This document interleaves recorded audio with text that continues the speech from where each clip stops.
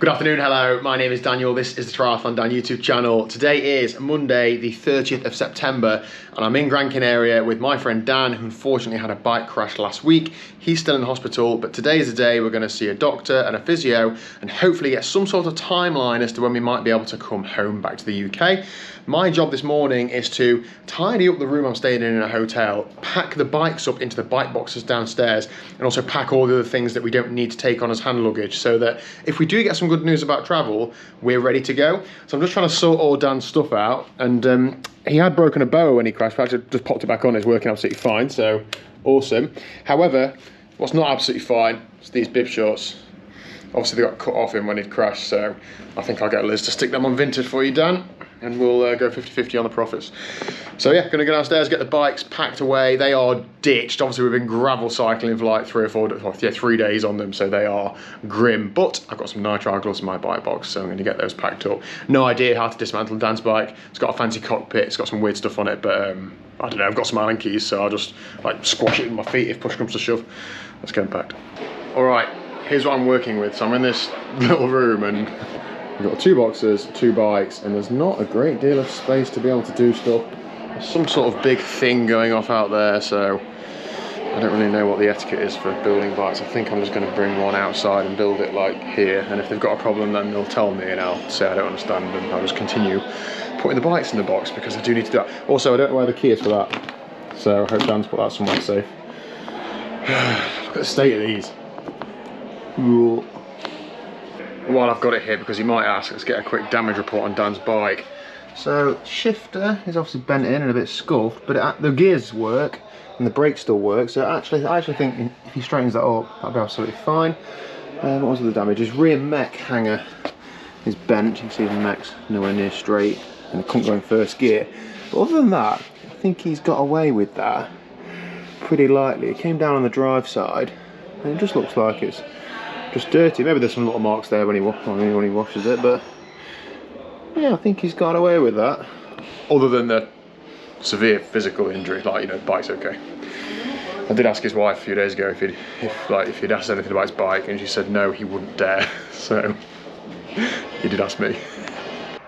Okay, so I got the bikes all packed up finally. That was a sweaty, stressful affair.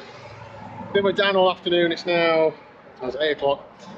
It's been a bit of a rollercoaster day yet again, to be honest. So I'm walking next to the main road, by the way, because the area where the hotel is, like, I don't know, it is quite a deprived area, I think. So I don't want to, you know, like tempt fate and be walking down dark streets with a GoPro and phone and whatever else, and, you know, just kick myself if I hadn't been as sensible as I could. So walking next to the main road is a bit safer. Right, what's happened today? We finished the day quite demoralised. Dan is a little bit better in himself. He's eating and he's drinking and he's getting like physically better, obviously, day by day. He still can't stand up, he still can't walk, he still can't like get out of bed really.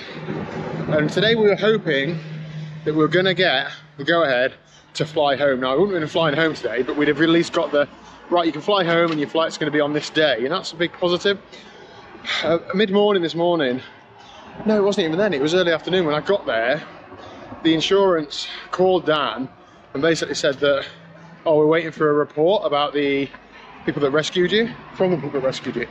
But we've already sent a doctor's report from like him getting to A&E and onwards, and they hadn't asked for this at all. We're 5 days on now from the crash. So 6 days on from the crash, I think. They've just asked for it, 5 days. And they need it before they can make a decision about whether the insurance is going to, you know, cover us to get home. Obviously, we both hit the roof. Like, they haven't asked for this until now. We could have been doing this over the last few days, and now this is now holding us up. They're saying we're not booking it until we've got this. And of course, you're in a hospital where you don't speak the same language as the majority of the people. They're all really busy, and your healthcare professionals across the world are really busy, stressed, doing a great job.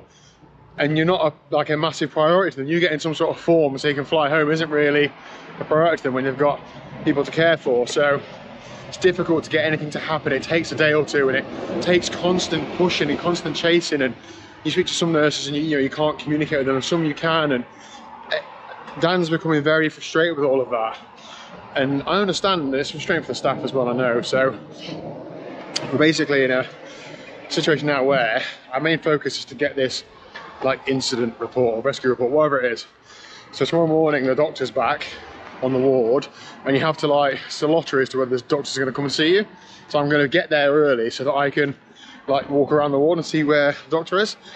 Dan can't even do that, so me being there will hopefully mean that he's not just sat there stressing that, oh, the doctor's not been seeing me, the doctor's not been seeing me. That, you know, rings his bell and it's 10 minutes before somebody comes to him and he's asking the nurse, can I see a doctor? Like, it's just stressful for him. So I think if I get there, at least I can be of some help to him. So that is the plan tomorrow, that we're going to find that out. At the minute, we're sort of living life one day at a time, and it's just bitty. Like, you've got, you know, Mrs. UK Bike Fit really wants to come out and support, but it's like, oh, if you're going to be coming home in a day or two, like, all the time travelling, then you're going to be coming back again. But it just keeps getting pushed on and on. Same with like the hotel where I'm staying. I'm like, I've not booked for tomorrow night yet because I thought we were going to be getting the go ahead to go tomorrow. So now when I get back, we're going to try and get a room for tomorrow night. And it's like, I'm parking at Luton Airport, I've just extended, but when do you extend it to? Who knows? I've just done it till Thursday. Today's Monday. Just to think, well, that's probably okay. And that's a stressful thing to do because you can't get to the right person. It's just one thing after another. But the person who's having the toughest time is Dan.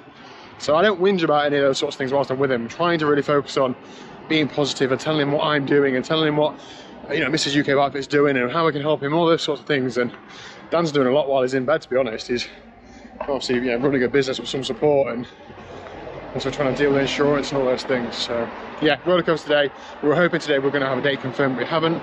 Our main focus now, tomorrow morning, getting that nailed. What a ramble. Right. Hopefully back at the hotel in 15-20 minutes. I've started walking the journey to and from now. It's about 2 miles, but it just means I get a bit of exercise in and I feel like I've done something. It's also quite nice just to get some fresh air. So it's too hot. Thanks for watching.